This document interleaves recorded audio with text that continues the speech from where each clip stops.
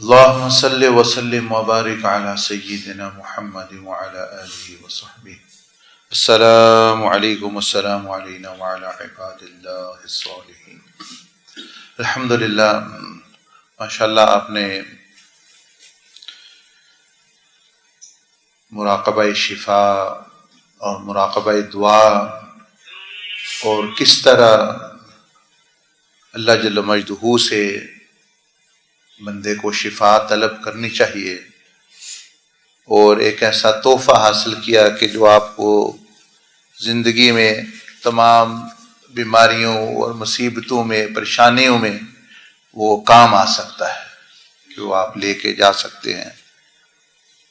نبی علیہ الصلوۃ والسلام اور انبیاء کرام علیہم السلام پہلے جو ان سے تشریف لائے، وہ اسی لیے آئے کہ لوگوں کو اللہ پاک کے تحفے دینے کے لیے، کہ اللہ پاک نے جو اپنی مخلوق کو، اپنے بندوں کو جو پیغامات وہ وحی کی شکل میں، وہ اصل میں تحفے ہیں اللہ جل مجدہ کی طرف سے، احسانات ہیں، فضل ہے، کرم ہے، جس سے بندہ انتہائی یعنی کامیابی دنیا آخرت کی حاصل کر سکتا ہے.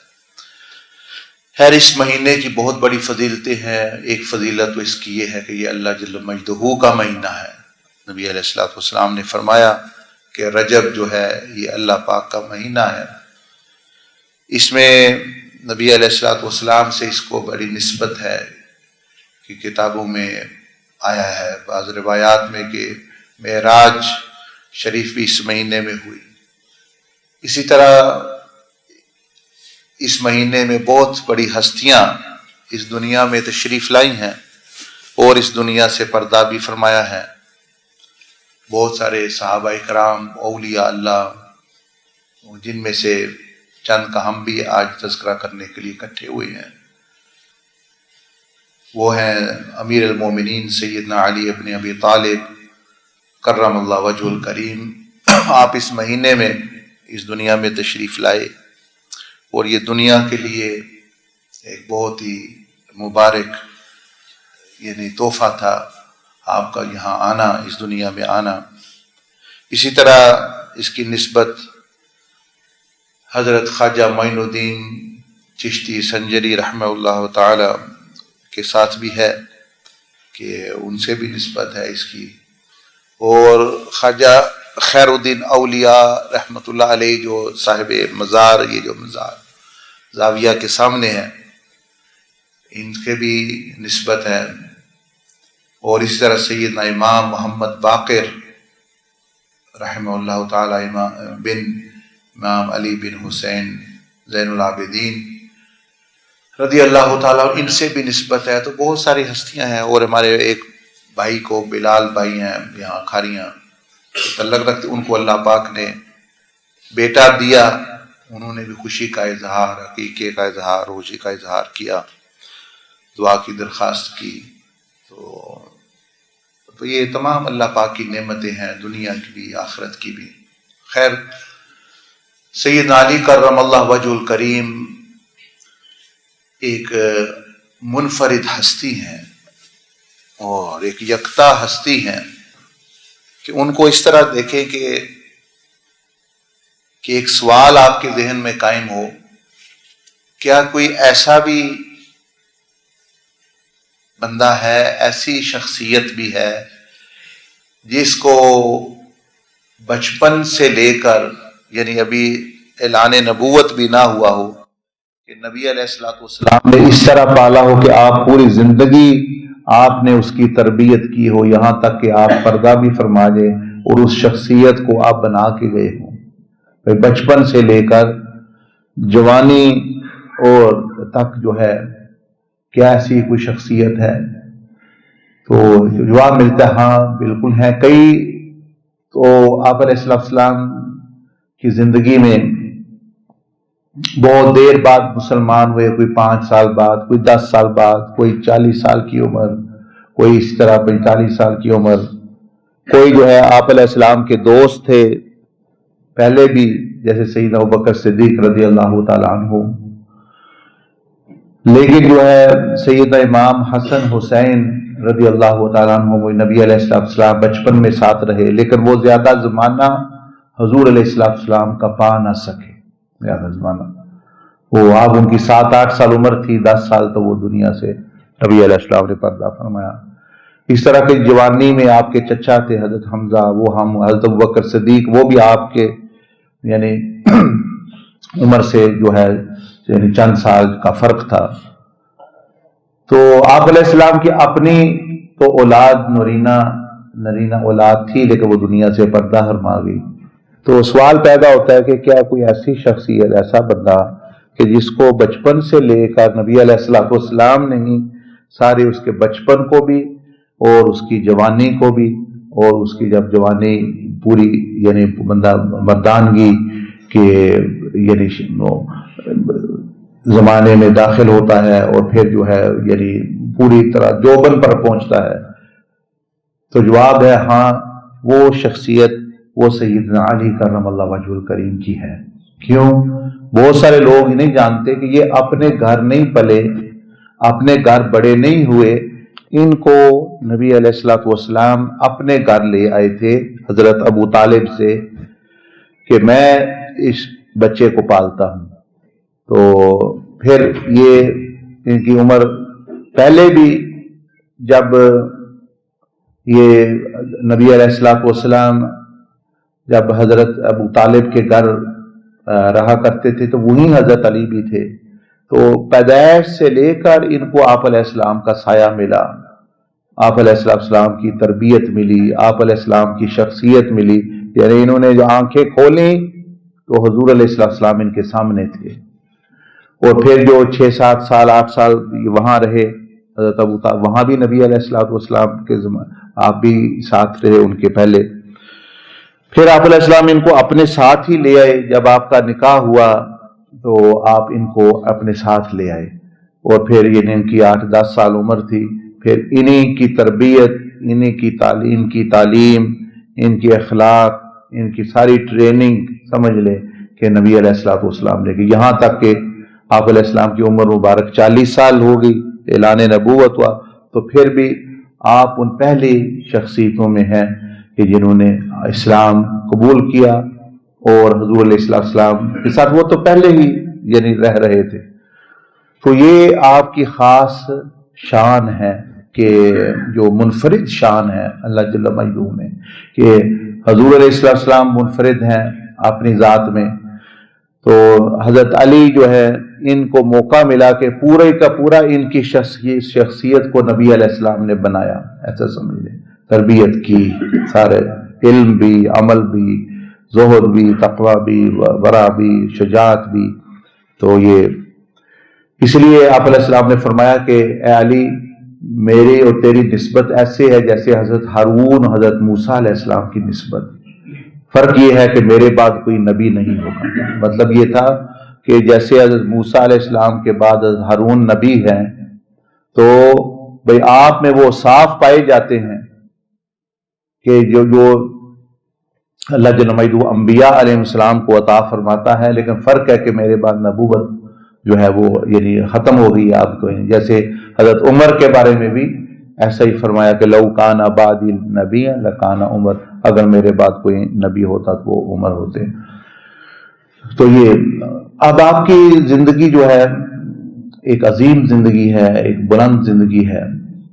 چند چیزیں آپ کی تعلیمات سے آپ کے خدمت میں پیش کرتا ہوں۔ نبی علیہ السلام نے ایک مرتبہ یہ ارشاد فرمایا کہ اللہ پاک جب کسی سے خیر کا ارادہ کرتا ہے، کسی کو نوازنا چاہتا ہے، تو اس سے مخلوق کی خدمت لیتا ہے۔ یہ حضرت علی سے روایت ہے کہ جب کسی پر اللہ پاک راضی ہو تو کیا ہوتا ہے اس سے کہ اس سے مخلوق کو فائدہ ہونا شروع ہو جاتا ہے، لوگوں کو فائدہ ہونا شروع ہو جاتا ہے۔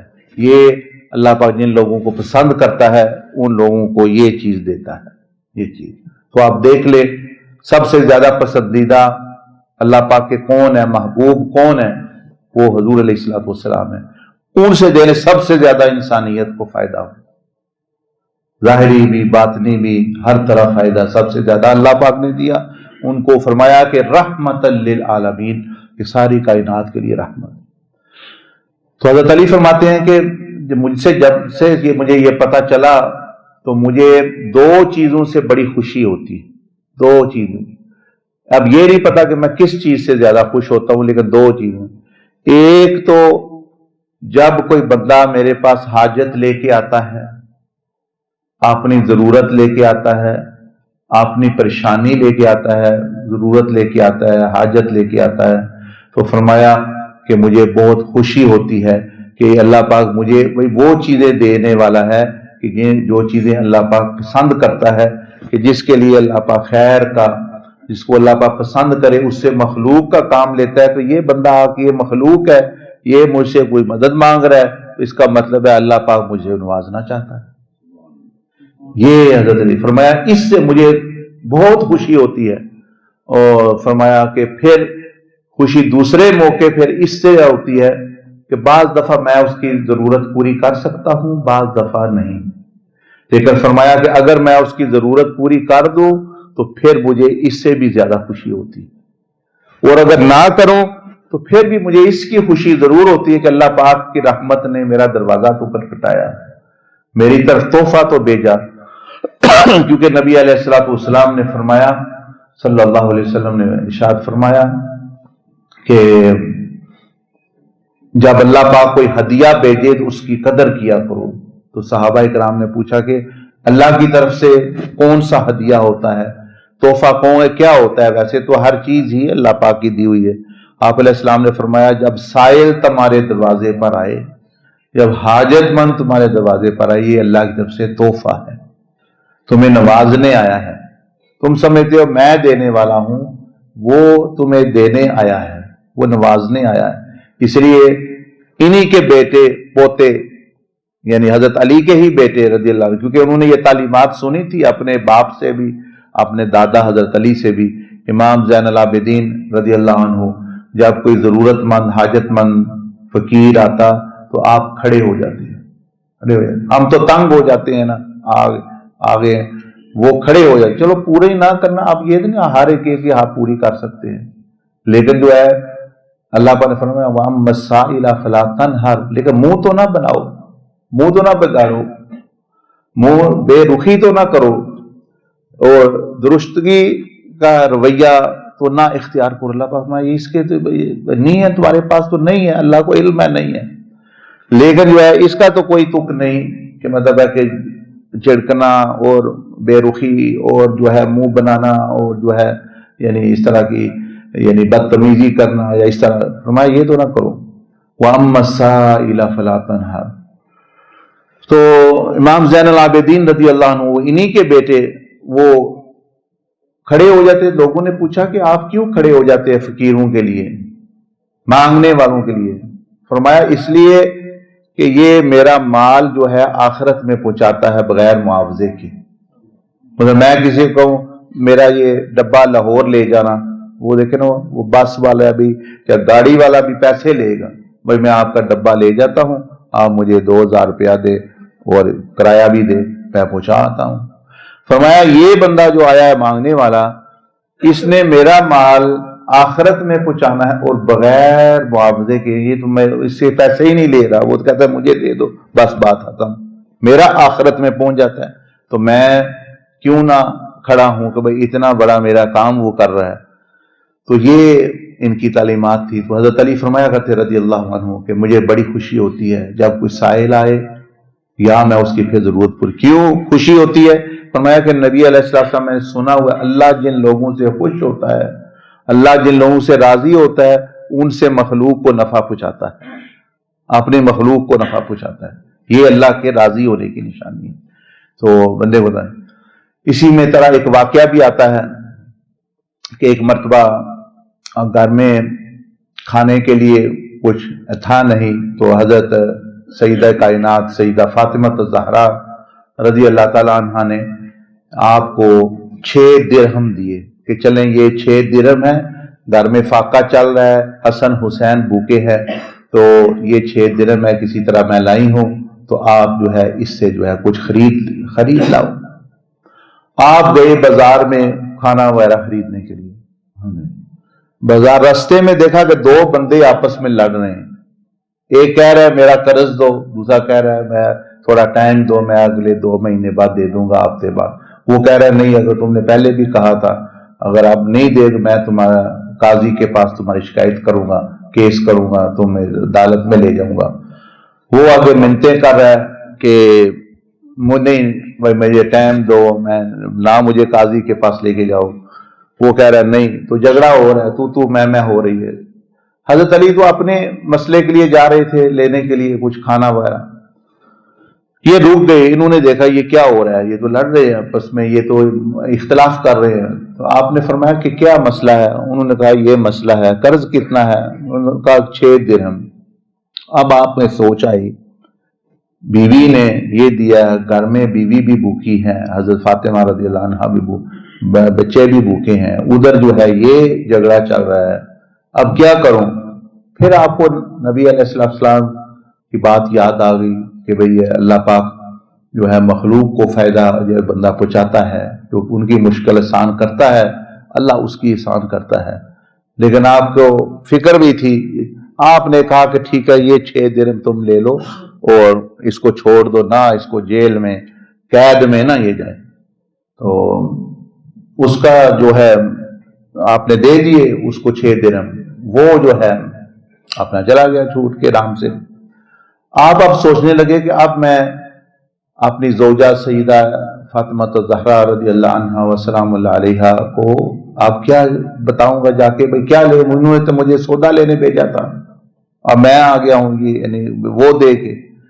फिर सोचा कि आखिरकार वो भी तो नबी अलैहिस्सलाम ही की बेटी हैं, चलो जाता हूँ देखता हूँ क्या वो होता है।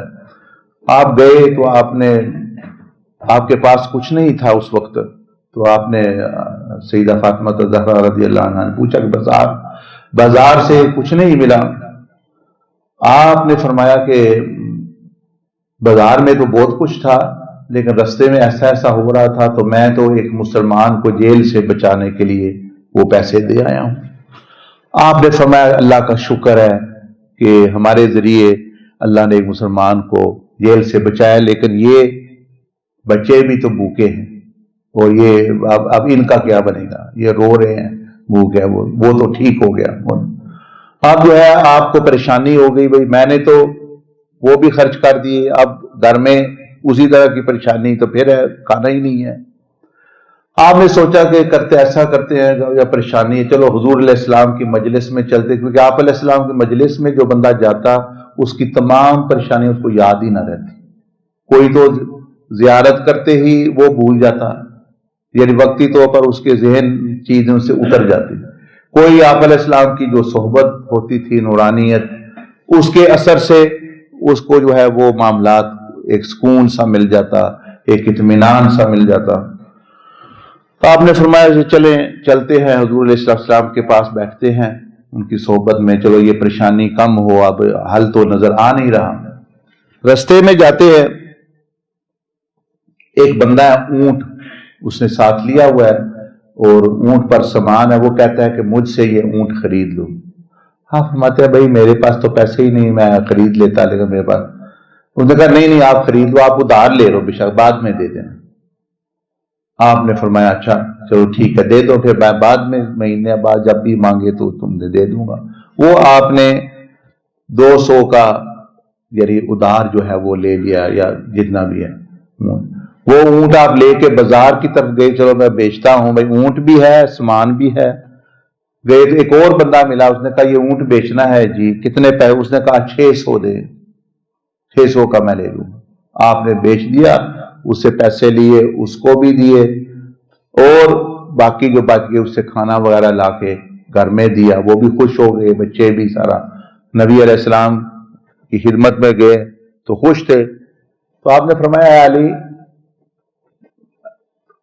मुझे अल्लाह पाक ने इतला दी है कि तुमने आज एक बहुत अच्छा काम किया है, बहुत बड़ा काम किया है। क्या?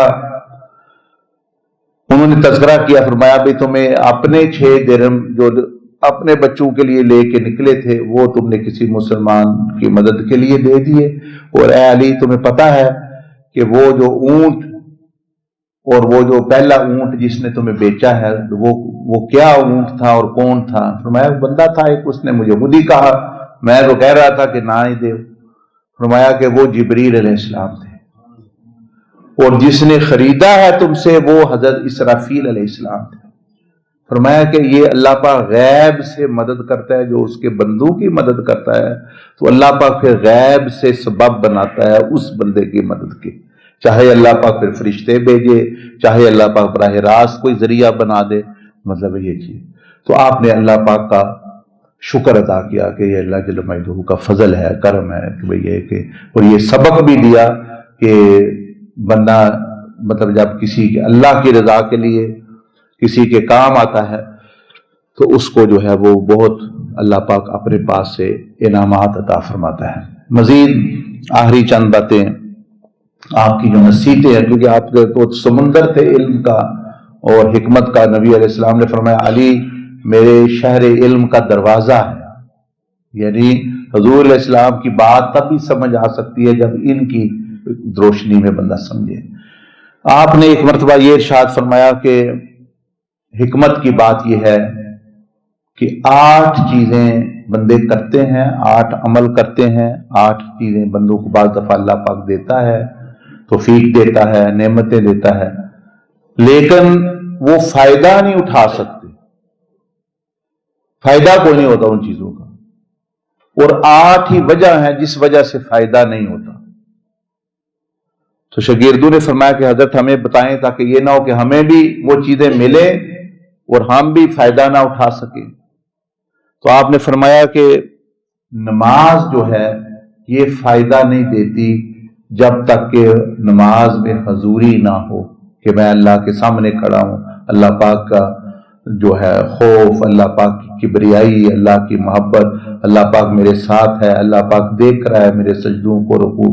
فرمایا حضوری کے بغیر نماز نفع نہیں دیتی، حضوری خشوع کے بغیر نماز جو ہے وہ نفع نہیں دیتی۔ ایک تو ہے بھائی نماز پڑھنا اور حضوری خشوع نہ رہا۔ دوسرا فرمایا روزہ جو ہے یہ گناہ چھوڑے بغیر، لغویات چھوڑے بغیر، فضول گفتگو چھوڑے بغیر روزہ فائدہ نہیں دیتا۔ یہ بعض بندے روزہ رکھتے ہیں وہ فائدہ نہیں ہوتا۔ فرمایا کہ یہ چیز ہے، یہ ایسے ہے جیسے ایک سمجھ لیں آپ نے ایک جگ ہے، وہ جگ میں آپ قیمتی چیزیں ڈال رہے ہیں، یا مثال کے طور پر جوس ڈال رہے ہیں، دودھ، لیکن اس کے نیچے سوراخ ہے، اس کے نیچے اتنا بڑا سوراخ ہے، وہ دودھ اوپر سے ڈالتے ہیں وہ نیچے سے گر جاتا ہے، اوپر سے ڈالتے ہیں نیچے سے نیچے گر جاتا ہے۔ اب کیسے وہ بھرے گا، کیسے بندہ پیے گا؟ جہاں لے کے جانا ہے، یہاں سے آپ 1 میل دور لے کے جانا ہے تو وہ جاتے تک کیا بچے گا؟ وہ تو اسی وقت وہیں گر گیا۔ اس طرح اللہ پاک نے فرمایا میں نیکی کا بدلہ ضرور دوں گا، زیادہ بھی دوں گا 10 درجے، لیکن جو میرے پاس لے کے آئے گا، یعنی یہاں سے اٹھائے، قبر میں بھی محفوظ رکھے اور حشر میں بھی محفوظ رکھے، اور جب اللہ کے سامنے پیش ہوگا تو تب پاس ہونی چاہیے۔ اگر پہلے ہی کوئی جمع تفریق ہو گئی تو پھر اجر کس چیز کا ملنا ہے؟ ہم سمجھتے ہیں نیکی کر لی ثواب مل گیا، ایسی بات نہیں ہے۔ وہ اجر اللہ پاک فرمایا من جاء بالحسنہ، جو نیکی میرے پاس لے کر پہنچے کہاں؟ حشر میں جب رب سے ملاقات ہونی۔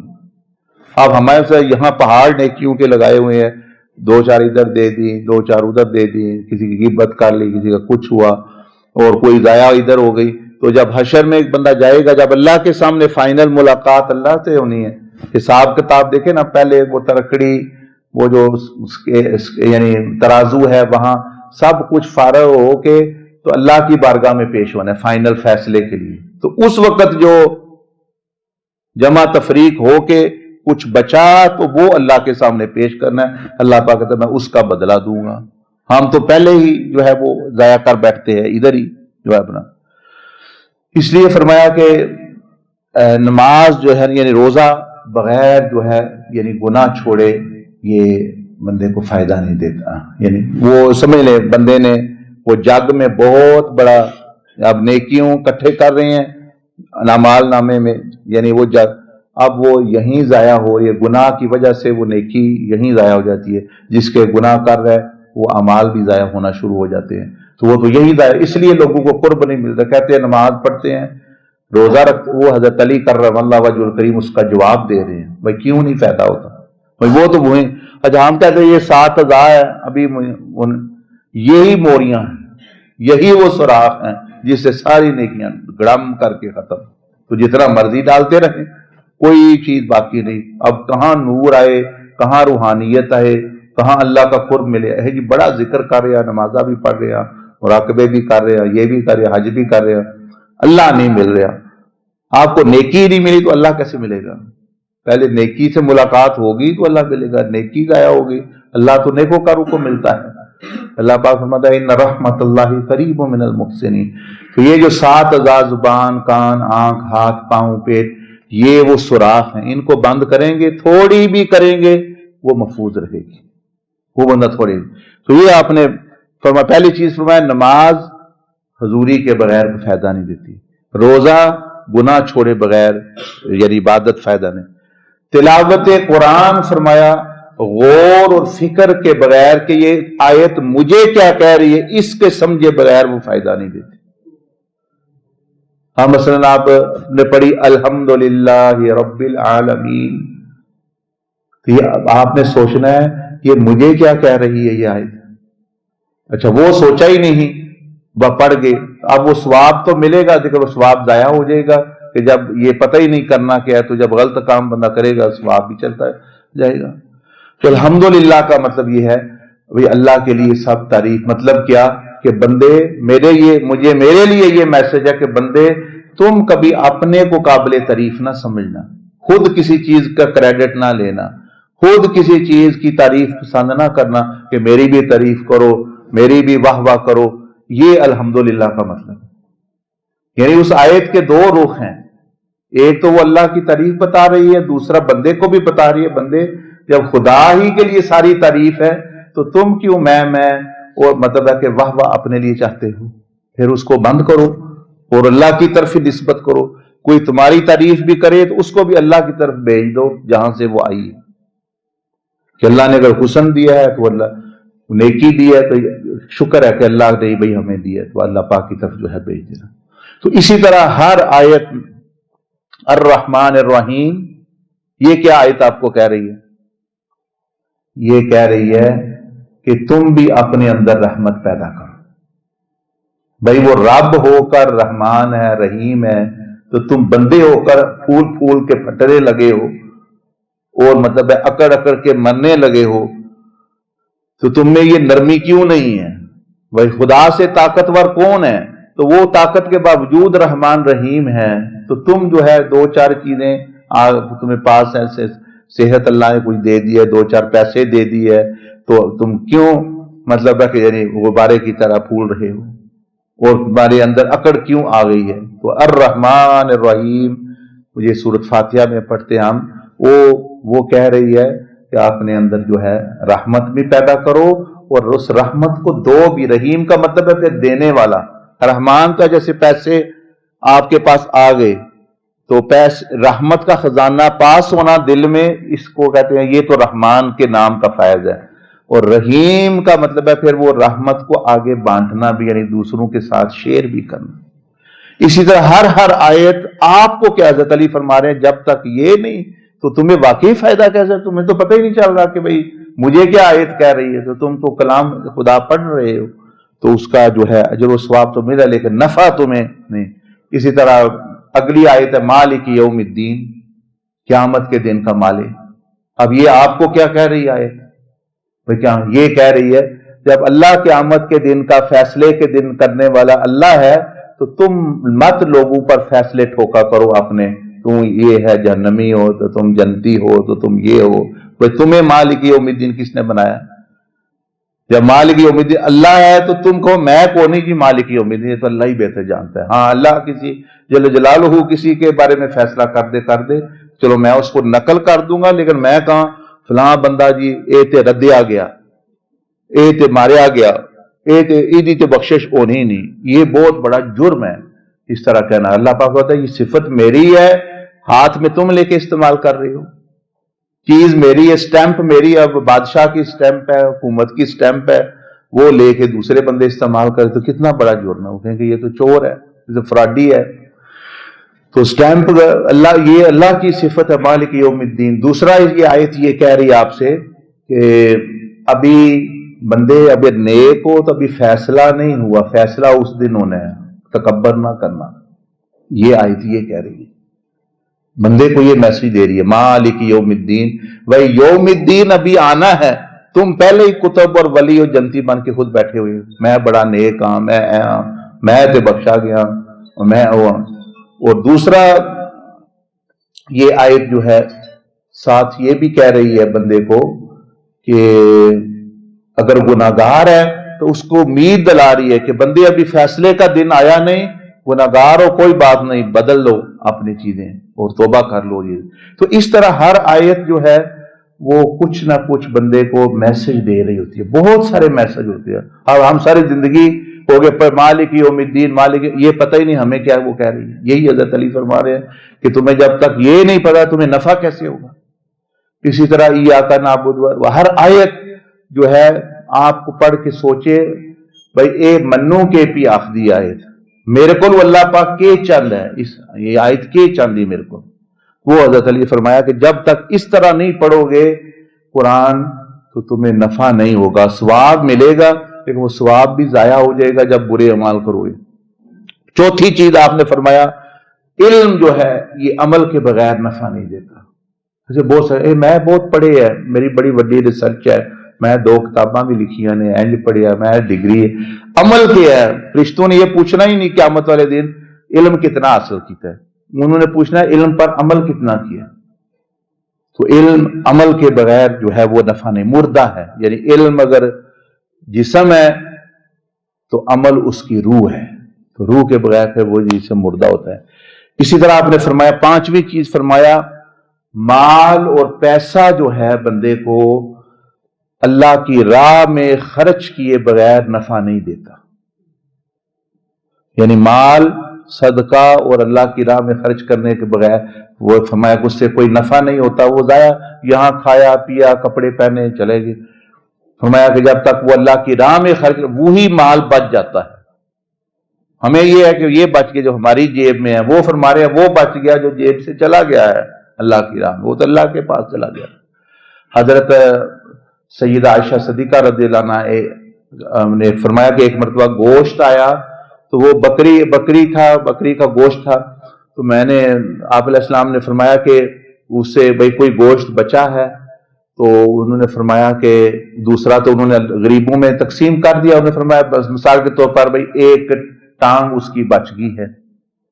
آپ نے فرمایا کہ آپ علیہ السلام فرمایا کہ ٹانگ نہیں بچی، سمجھ لے وہ دوسرا جو دیا ہے وہ بچ گیا ہے، یہ جو ہے یہ تو ہم کھا جائیں گے، وہ بچ گیا ہے، باقی وہ ہے جو اللہ کی راہ میں ہم نے دے دیا، باقی یہ نہیں ہے، وہ ہے جو اللہ کی راہ میں دے دیا۔ تو یہ فرمایا 5ویں چیز۔ 6ٹھی چیز فرمائی کہ صحبت، بندوں کے ساتھ ملنا جلنا تبھی نفع دیتا ہے جب ان سے ہمدردی کرنی اور ان کی مدد کرنی ہے، ورنہ پھر ملنے جلنے کا فائدہ نہیں، ورنہ پھر جو ہے دوسروں کو تم نے پریشان ہی کرنا ہے مل جل کے۔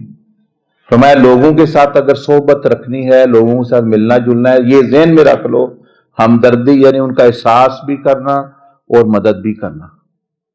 اور اگر کوئی نیکی کر دے تو فرمایا کہ اس کا اتنا احسان مند، یعنی نیکی کرنے والے کو تو نہیں چاہیے وہ احسان جتلائے، لیکن جس کے ساتھ نیکی ہو وہ تسبیح پڑھے، سمجھے اس کی یعنی شکر کی، یعنی اللہ کو وہ بندہ پسند ہے۔ فرمایا من لم یشکر الناس، جو بندوں کا شکر نہیں کرتا ہوگا تو اللہ نے منو دیتا ہے، نہیں اللہ پر من۔ تو بھائی اگر اللہ نے آپ کو دیا، یہ پہلی بات تو یہ ہے کہ اللہ نے براہ راست آپ کو دیا ہی نہیں ہے، اللہ نے براہ راست کوئی آپ کے پاس فرشتہ بھیجا ہے، وہ اللہ نے جس وسیلے سے دیا اللہ پاک ہے اس کی قدر کرو۔ اب ماں باپ دیکھے ایک وسیلہ بنتے دنیا میں آنے کا، وہ کافر بھی ہوں تو اللہ پاک کہتا ہے قدر کرو ان کی۔ تو یہ چیز فرمایا کہ بھئی یعنی دوستی اور صحبت، لوگوں کے ساتھ مجالست اور ملنا جلنا تبھی نفع دے گا جب ان کی یعنی ہمدردی اور مدد۔ اور فرمایا کہ اگر کوئی یہ مطلب یہ کوئی تمہارے ساتھ نیکی کرتا ہے تو تمہیں چاہیے اس کی نیکی کا تذکرہ کرو، اس کو چاہیے چھپائے، उसको चाहिए नहीं करे। तुम्हें चाहिए कि लोगों को छोटी, भाई फलां ने मेरे लिए ये मदद की, फलां ने मुझे ये हिदायत दी, फलां ने मेरी ये रहनुमाई की, फलां ने मेरी ये मुश्किल दूर की। यही शुक्र होता है, नेमत का तज़किरा जो है, अल्लाह की फिर नेमतों का तज़किरा करना, ये चीजें करना। बुजुर्गों ने किताबें लिखी है नेमतों के बारे में, भाई ये मुझ पर नेमत हुई, ये मुझ पर नेमत हुई, मतलब 200-300 सफ़े की, 400 सफ़े किताबें लिख दी कि भाई ये भी एक शुक्र का तरीका है। तो यही फरमाया कि सातवीं चीज कि नेमतें शुक्र के बगैर फायदा नहीं देती। नेमतें शुक्र के बगैर, शुक्र नहीं कर, वो नेमत का फायदा खत्म हो जाता है, आगे वो नेमत फूलती फूलती नहीं, बढ़ती नहीं। चीजें होती हैं लेकिन फायदा नफा नहीं उठा सकता, खुशी नहीं। तो नेमतें फरमाया शुक्र के बगैर फायदा नहीं देती। और दुआ, आखिरी बात जो आपने फरमाई, आठवीं चीज, दुआ जो है जब बंदा मांगता है वो गाफिल दिल के साथ फायदा नहीं देती, ये कबूलियत को नहीं पहुंचती। ये हदीस भी है हुजूर अलैहिस्सलाम, इन्नल्लाह ला यक़बिल, कि अल्लाह पाक कबूल नहीं करता दुआ ऐसे दिल की, मिन क़ल्बि लाहिन, यानी क़ल्बे लाहिन, यानी वो दिल जो गफलत में हो। यानी दुआ मांगे तो सबसे पहले हजूरी में आना, अल्लाह पाक मेरे साथ है, मुझे देख रहा है, सुन रहा है।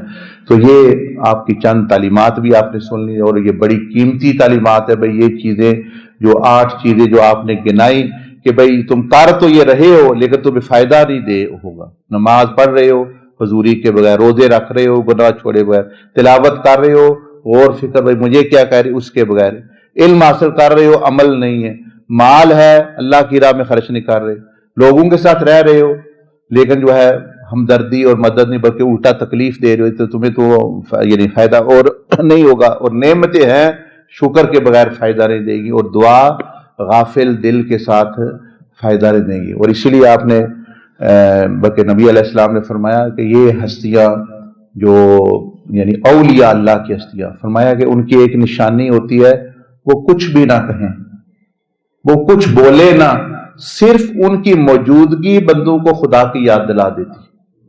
फरमाया ये वली होता है। ये नबी अलैहिस्सलाम ने फरमाया इज़ा रूह ज़ुकीर अल्लाह, तो जब कोई दूध बेचता है तो उसकी मौजूदगी आपको दूध की याद दिला देगी, तो ये दूध वाला, ये दूध का याद आना शुरू है।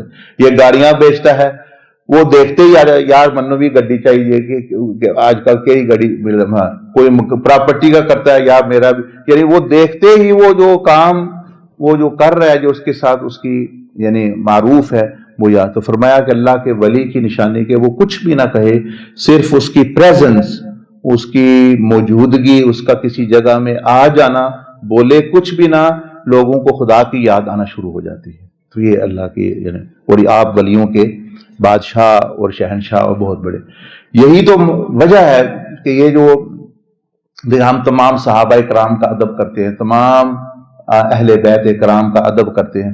अब ये जो लोग कहते हैं ना भाई किसी एक को नहीं मानते, उसकी वजह मेरे हिसाब से ये होती है कि वो तवज्जो ही नहीं करते दूसरी शख्सियत की तरफ, क्योंकि असल वजह ये है कि ये शख्सियतें ऐसी हैं, हज़रत अबू बकर सिद्दीक है, हज़रत उमर है, हज़रत उस्मान है, कि ये इतनी बुलंद हैं इनकी शख्सियतें कि फरिश्ते हैरान है कि ये इनके दर्जे कितने हैं। तो जिसकी तरफ बंदा देखता है लगता है यही सबसे बुलंद, लेकिन वो जब दूसरे की तरफ तवज्जो रखेगा तो है कोई यही सबसे बुलंद है आला। तो इसलिए बुजुर्गों ने कहा भाई हमें तो इल्म नहीं, हम तो जिसको देखते हैं हमें लगता है वही आला से आला है, भाई इनकी शानें ही इतनी है बड़ी, भाई जिसको देख।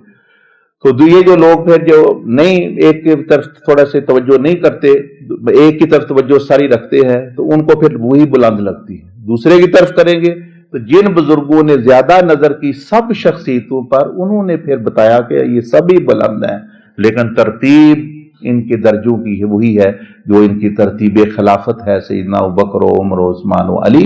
सबको देखोगे तो तुम भी इसी फैसले पर पहुंचोगे कि ये सबसे ऊपर है। ये हम एक को देखते हैं उसी पर तवज्जो रखते हैं, दूसरे को देखते नहीं चीज को, तो वो फिर लगता है जिसको देख रहे, क्योंकि ये सब भी बड़े बड़े ऊंची ऐसी हैं कि भाई बंदे यानी सितारों से भी ऊंचे दर्जे हैं। क्योंकि नबी अलैहिस्सलाम ने फरमाया कि मेरे सहाबा इकराम ये सहाबी कन नजूम, इनकी मिसाल सितारों की है। तो देखें ना सितारों, हम कैसे फैसला कर सकते हैं कि ये सितारा ऊंचा है ये नहीं है। हम तो अमल कहें कि जो सितारा बड़ा नजर आ रहा है हम कहें ये बड़ा बड़ा सितारा है, حالانکہ وہ اس لیے بڑا نظر آ رہا ہے کہ وہ قریب ہے، ہو سکتا ہے وہ دوسرے سے بھی مطلب یعنی اوپر نہ ہوا، قریب ہے اس لیے آ رہا ہے، جو بلند ہے وہ چھوٹا نظر آ رہا ہے، اس لیے سے نہیں، اس لیے اہل سنت والجماعت بزرگوں نے جو جن کی نظر سب پر ہے تو انہوں نے سب کو دیکھ کر ہمیں مت دی، فیصلہ دیا بھائی ان کی شانیں تمام کی بلند ہے، لیکن اگر پوچھے ہوگے تو یہ ترتیب ہے بھائی جن بزرگوں کی سب پر نظر، ہمیں تو پتہ ہی نہیں، ایک کا بھی پوری طرح پتہ نہیں، تو اس لیے ان کی یہ بھی نصیحت تھی حضرت علی کی کہ مجھے ابو بکر و عمر پر فضیلت نہ دو، آپ فرمایا میں سزا دوں گا جو اس طرح کرے گا، مجھے نہیں اپنا، بھائی وہ اپنا بڑی ہستیاں ہیں، وہ اپنا بہت بزرگ ہستیاں، اور آپ کی اپنی شان تو دیکھیں نا، بندہ جب دیکھتا ہے کہ اتنی بلند کے نام ہی علی ہے، علی مطلب بھی بلندی ہے، علی کا مطلب بھی بلندی، اور یہ اللہ کا نام ہے، نبی علیہ السلام عام طور پر اجازت نہیں دیتے تھے کہ اللہ کے نام رکھو، لیکن وَهُوَ الْعَلِيُّ الْعَظِيمُ، یعنی سورت یہ آیت الکرسی میں علی اللہ کا نام ذکر کیا، وہ علی بھی ہے عظیم بھی ہے، اور ان کا نام بھی علی، اور آپ علیہ السلام خود ان کو علی پکارتے، یعنی مہر لگا دی کہ یہ واقعی بلند ہستی ہیں، یعنی صحابہ کرام میں ان کا بہت بڑا بلند مقام ہے، اعلیٰ مقام ہے، اللہ پاک نے بہت بڑا یعنی درجہ آپ کو عطا فرمایا، اللہ پاک ہمیں بھی آپ کی تعلیمات کا فیض، اور یہ جو جتنا طریقہ محمدیہ کا فیض ہے یہ انہی کے ذریعے نبی علیہ السلام سے حضرت علی تک، اور اس کے بعد ان کے ذریعے ہی آ رہی ہے، یہ ساری تعلیمات، یہ جو مراقبات، فیوزات، شیخ عبدالعزیز دباغ، اس جو فیض ہے سارا، وہ سارا انہی کا فیض سب کے پاس ہے، حضور غوث پاک کے پاس جو فیض ہے وہ سارا انہی، حضرت خواجہ معین الدین چشتی حسنی سید، وہ جو فیض ہے وہ سارا ان کا ہے، حضور داتا صاحب حسنی سید، وہ بھی جو فیض ہے وہ حضرت علی کا فیض، اندازہ لگائیں نا کہ کتنی بڑی ہستی ہوگی کہ جن کے اولاد اور بیٹوں میں اتنے 11 تو بڑے بڑے امام ہوئے، اور ایک آخری امام آنے والے جو امام مہدی جو ہیں اپنا یعنی ابھی آئیں گے، امام حسن کی اولاد میں سے، قرب قیامت میں سے، اور وہ ہستی حضرت علی کی اولاد، یعنی جن کے پیچھے سیدنا عیسیٰ علیہ السلام بھی جن کے پیچھے نماز پڑھیں، کیا مقام ہے وہ، اس لیے کہ بھئی یہ نبی علیہ السلام کی امتی بھی ہے، ان کی اولاد بھی ہیں، اور حضرت علی کی جو ہے اپنا اللہ جل مجدہ ان کے درجات مزید بلند فرمائے۔ اب دعا کر لے، پھر یہ نماز پڑھ لیتے، الحمدللہ رب العالمین، والسلام علی رسول اللہ وعلی آلہ وصحبہ اجمعین۔ یا رب العالمین یا ارحم الراحمین، اپنے فضل و کرم و احسان سے ہم سب پر رحم فرما، فضل فرما۔ یہ لوگ ہستیاں، پاک ہستیاں جن کا ہم تذکرہ کر رہے تھے، یہ تو اپنا اپنا وقت گزار کے کامیابی کے ساتھ دنیا سے چلے گئے، ہم ابھی بہت خطرے میں ہیں، فتنے کے دور میں رہ رہے ہیں، آزمائشوں میں ہیں، طرح طرح کی مشکلات میں ہیں، یا رب العالمین ہم پر بھی اپنا فضل و کرم فرما، ان ہستیوں کے نقش قدم پر چل کر ہمیں بھی کامیابی کامرانی نصیب فرما، یا رب العالمین یا ارحم الراحمین۔ سیدنا علی کرم اللہ وجہ الکریم کی ذات کا فیض، اور آپ کی روحانیت کا فیض، اور آپ کے علم کا فیض، جو خاص علم، اور آپ کی شجاعت کا فیض ہم سب کو نصیب فرما، یا ارحم الراحمین۔ قیامت کے دن ان کی شفاعت اور ان کے جھنڈے تلے ہمیں جمع فرمانے کے قدموں تلے، جنت میں ان کا دیدار اور صحبت، دنیا میں ان کا مشاہدہ، روحانیت میں ان کا ساتھ نصیب فرما۔ اس طرح ہمیں دوسرے بھی تمام اہل بیت اطہار، تمام صحابہ کرام، سیدنا ابوبکر صدیق، سیدنا عمر الفاروق، سیدنا عثمان غنی، اور جتنے اور بھی اصحاب ہوئے، اہل بیت ہوئے، سب کی محبت، سب کا فیض نصیب فرما۔ خواجہ خیر الدین اولیاء، سیدنا عبدالعزیز دباغ، سیدنا عبدالقادر جیلانی، حضرت داتا علی حجویری، خواجہ معین الدین چشتی، حضرت بہاؤالدین نقشبند، شیخ شہاب الدین سہروردی، سیدنا احمد کبیر الرفاعی، امام ابو حامد غزالی، جتنے بھی اولیاء ہوئے، سب کے درجات بلند فرما، اور تمام امت مسلمہ کی مغفرت و بخشش فرما، اور بلال بھائی کا جو بیٹا تو نے عطا فرمایا، اس کو لمبی زندگی، صحت جسمانی روحانی کے ساتھ، اور نیکی اور صحیح معنوں میں حضرت علی کرم اللہ وجہ الکریم کا پیروکار، آپ کا فیض یافتہ بنا، امت محمدی کا صحیح خادم بنا، اور بھی جن لوگوں کو تو یا رب العالمین تو نے اولاد عطا فرمائی ہے ان کو نیک بنا۔ تھوڑا سا وقت رہ گیا ہے، چند سال، پتہ نہیں چند مہینے، چند گھڑیاں رہ گئی ہیں کہ موت قریب آ رہی ہے، تیاری کی توفیق عطا فرما، یا ارحم الراحمین یا ارحم الراحمین۔ وصلی اللہ علی النبی الامی وعلی آلہ وصحبہ وسلم تسلیما، آمین۔ جزاک اللہ.